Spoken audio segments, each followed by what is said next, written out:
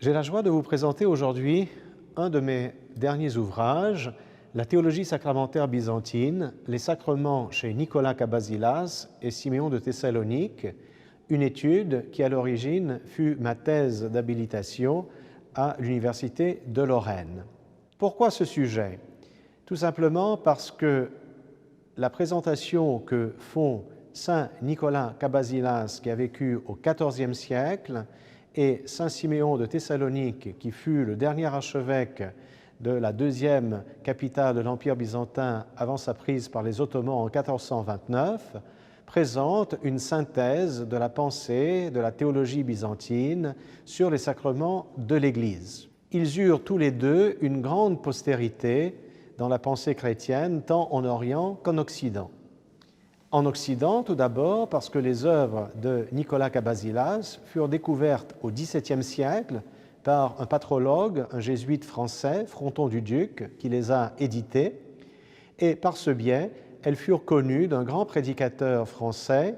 Bossuet, évêque de Meaux, un grand prédicateur et théologien catholique. Par ailleurs, les œuvres de Siméon de Thessalonique furent éditées également au XVIIe siècle par Ayashi et furent traduites au cours du XIXe siècle, d'abord en russe, puis en roumain, de sorte que ces œuvres, son explication de la divine liturgie et des rites sacramentaires dans l'Église orthodoxe, sont devenues une référence à laquelle se sont référés tous les clercs orthodoxes depuis les éditions au XVIIe siècle. Ces deux auteurs qui ont écrit au XIVe puis au début du XVe siècle présentent un autre intérêt. En effet, Nicolas Cabasilas fut un ami d'enfance des frères Kidonès, Dimitrios et Prochoros, qui furent les traducteurs des œuvres de Thomas d'Aquin. De sorte que, à la fois Nicolas Cabasilas et Siméon de Thessalonique ont été des lecteurs de Thomas d'Aquin. Et dans leurs œuvres, nous pouvons voir à la fois une influence, mais aussi des réponses de la pensée byzantine à la théologie scolastique. Ainsi, ces deux auteurs nous montrent qu'au-delà des clivages, au-delà de la séparation qui est apparue au XIe siècle entre l'Église d'Orient et l'Église d'Occident, il y avait les mêmes questions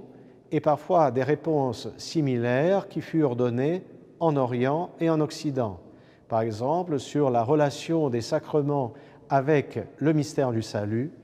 la relation de l'Eucharistie avec le sacrifice du Christ sur la croix, la question de la présence réelle du Christ dans le sacrement de l'Eucharistie, la relation entre le célébrant, le prêtre, l'évêque et le sacerdoce du Christ, et de même que des questions sur l'effet et l'efficacité de ces sacrements dans la vie des chrétiens. Ainsi donc, nous voyons à la fois beaucoup de convergences, mais aussi des particularités, un génie propre à chacune des traditions, et ce qui montre que les églises d'Orient et d'Occident ont beaucoup à gagner à travers le dialogue qu'elles conduisent à l'heure actuelle.